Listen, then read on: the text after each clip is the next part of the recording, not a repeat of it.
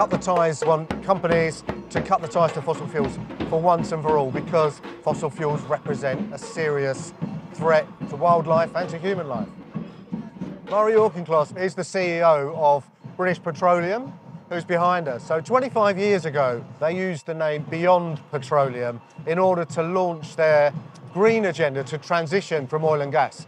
The announcement in February that BP were going to drop their meagre attempts to move towards renewables and instead double down on oil and gas was just so disappointing. They want to cut 70% of their green energy budget. These guys, again, pay for lobbyists to influence our governments, and then policies basically are all supporting the status quo, business as usual. It's driven by an American hedge fund called Elliott Management.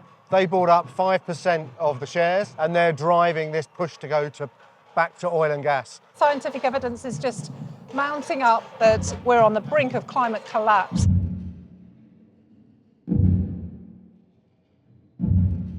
It's a family-friendly thing. We've got children, families here, and those children are going to have to deal with food shortages, water shortages, extreme temperatures, extreme weather that is driven by climate change and global heating, which is why we have these shoes covered in oil. The capitalist agenda has just got out of hand, and nobody can put the brakes on, because these guys look at their competitors and go, oh, they're making more profit than us, so we've got to do what they're doing. And it's just this horrible race to the bottom.